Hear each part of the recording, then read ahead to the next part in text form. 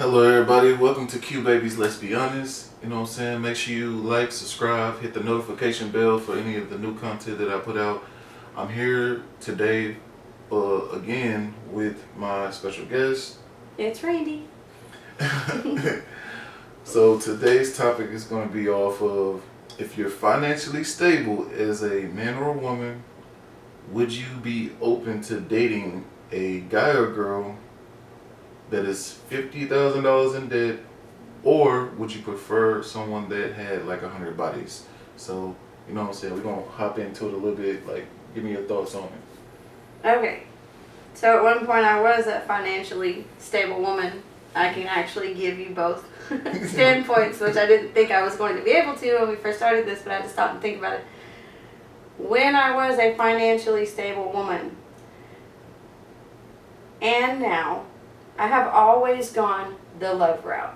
I like my guy to have a job. Mm-hmm. If I'm working and he's not, fine. If he gets a job and I lose mine, fine. It's kind of a give and a take thing, okay? I was with someone who was older than me, who had some debt and had filed, I think it was Chapter 13, Mm-hmm. question mark.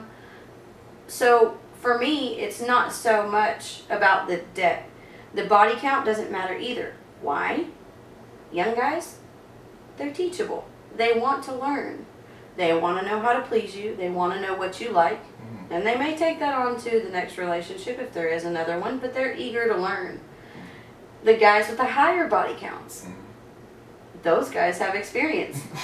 They know how to please you. You don't have to ask them, teach them, or tell them anything, because they got it down pat. So it's a toss. It's a toss up for me. I can understand.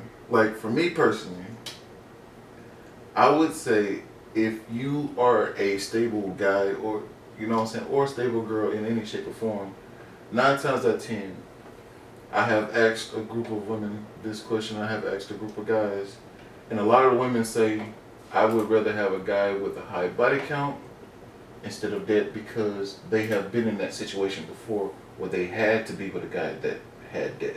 You know what I'm saying? And they didn't like it. Like, we had one conversation with one of our coworkers' moms, and she said the same thing. I'd rather have a guy that is Right. more stable. You know what I'm saying? I've been down that route too. Being a woman who, and now, unfortunately, after, like I said, I mentioned in the last podcast, there's been a lot of self-growth. I kind of had to lose everything in order to find my priorities. Yeah. Now, working myself back up, having the ability to get the career that I want, and it taking time. Mm-hmm. Of course, when I am able to have that career and I am back in my wheelhouse doing what I'm good at, Mm-hmm. I do want a partner that has his job and has his shit together. But do you, like, are you going to actively choose a person that is $50,000 in debt, or would you rather deal with a guy that has, like, probably been with 100 women?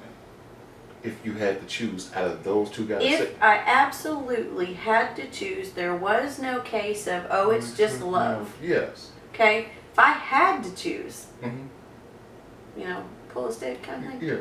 it would be the body count. Okay, then. Why? So, Why? well, They're experienced. Of course. However, body count guy could be a total bum. But what I'm What saying, about that? like see, the thing that happens whenever we have like conversations, like not me and you, I'm just talking about like when men and women do have conversation, y'all want to try to like grab this worst case scenario. Always. But I'm not asking for the worst case. We can just say that he's perfect in every way. The only thing that is different is the fact that he has 100 bodies or he's 50,000 in debt. And given that, If it would be everything the bodies. okay, then. So that's what it should have been at the first time. But the thing is that most of the time people overthink something so basic in that sense. We do.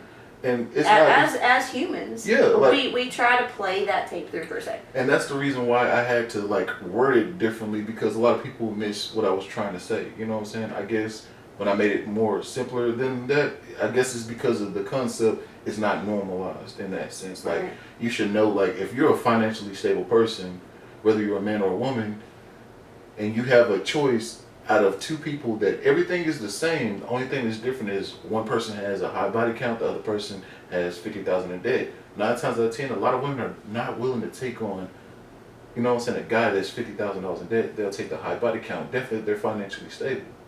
You know what I'm saying?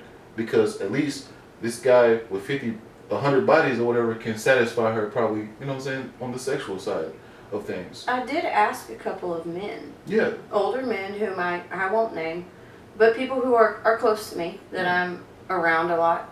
I asked their opinion on it.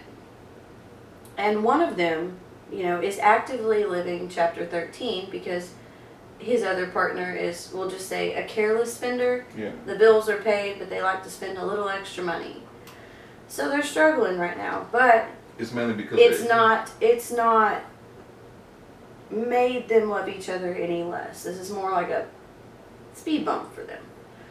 The fact that they are now in debt and they were not in debt. So the $50,000 in debt. But is it always a bad thing? Is what I'm asking you. Yes, it is. Like for a guy, it's not, because a man that is financially stable, he can help a woman get out of debt in that situation. But for a woman, she's looking for financial security, which is where she can feel stable. We want that leader. Yeah. We want that man who takes the active role. That man who lets his woman know it's okay. Home's taken care of. Bills are paid. Come home every day. So of course we do. So no, the debt, I guess, is not something that would be a bad thing, no matter which way you look at it. Yeah, because the reason why you said you asked one of your friends, he's in that situation where his girl is a spender, is mainly because, number one, she has no understanding of, like, look, babe, you're gonna have to slow down a little bit because things are tough right now. The thing is that he probably can't vocalize that because he doesn't have options. That's why a guy that has option, if his woman is starting to overspend whenever things are starting to get a little bit tight, he'll let her know, like, look, baby, I need you to slow down just a little bit. To my knowledge, they've been married for some years, and this is just a recent thing that's happened. So I guess that's why I asked you, is it always a bad thing? Because some of these people have been married for years and years, and then all of a sudden, that's true. There's this big ball of debt. But the thing is, the problem about that is that it's a difference from being in debt and being able to vocalize what the problem is within that debt. That's true.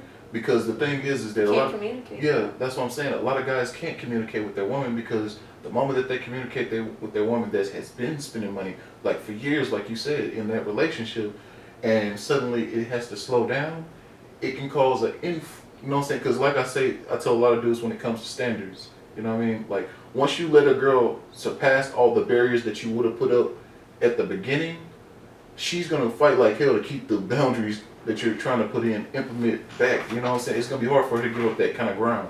You know what I'm saying? That's the reason why I let a girl know up front what I'm looking for and what I want. Just like she's gonna tell me what she wants, and you know what I'm saying? Because a lot of guys lie to be able to get the girl. Working with you and doing these promos, that's one thing I have learned. Yeah. If I tell somebody something up front and they don't like it, or it's something that they're not comfortable with, I expect them to walk away.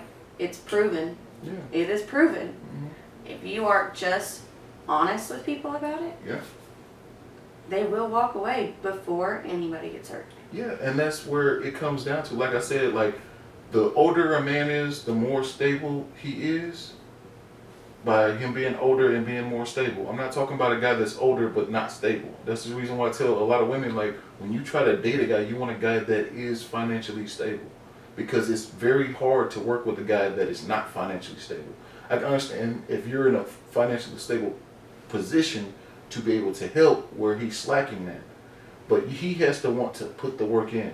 You know what I'm saying? Because, like, it took someone to teach even me. You know what I'm saying? Like, okay, like I'm thinking that I'm doing good, but then when someone can literally give you your whole entire dream just like that, it makes you think like, I think I need to readjust on some things, you know what I'm saying? So as individuals, we have to get better at that, you know what I'm saying? That's the reason why a lot of women are finding crappy relationships, and on the other flip side, why guys are finding crappy ones too. It's because a lot of men, number one, can't say what their standards are, and for a lot of women, they don't realize the kind of man that they have until after time has expired, or it's up in age, or whether it's deep into the relationship and it comes back and bite them, you know what I'm saying, on both sides. And that's the reason why I tell any woman that whenever she's trying to date a guy, if he has no standards, do not try to take this guy serious at all because he doesn't know what he wants. Also proven. Facts. I told you that one, and you've seen that for a fact that is the case. A lot of guys do not have standards. I don't just take what you say lightly. Like, I take it just like I do if I'm hosting an event, which, by the way, if I'm hosting an event, I talk to people everywhere. Gas stations, grocery stores, strangest places you wouldn't think to talk to. I talk to strangers.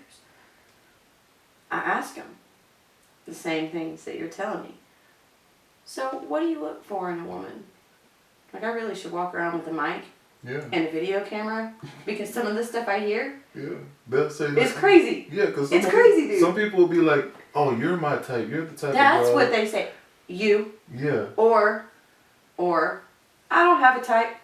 Facts. That comes out a lot. Yes. And that's what I'm saying. A person that don't have a type will try to use you as the type that they're looking for.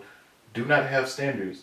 And they won't try to implement those standards until after they slept with you, after years have gone by, after they have accepted the things that they normally would not accept at the beginning. And this is the reason why I teach a lot of young men and a lot of women to have your boundaries. You know what I'm saying? Because without those boundaries being there, being like this is something I'm just not comfortable with or I'm not cool with, there's no way that anything can be negotiated. And then if a girl's been like, say if you don't like a girl that go out to the club all the time, and then 10 years down the road, you'd be like, babe, I don't really want you going to the club. I'm really not comfortable with you doing that. But she'll be like, but I've been doing it for years. You ain't never said anything about it. You know what I'm saying? It causes an argument, causes a problem, and then that's how the relationship breaks down. So to save a lot of people a lot of problems, you definitely want to check that stuff out. But we're going to go on a break, and we're going to come back with another one. So hopefully y'all enjoyed the conversation.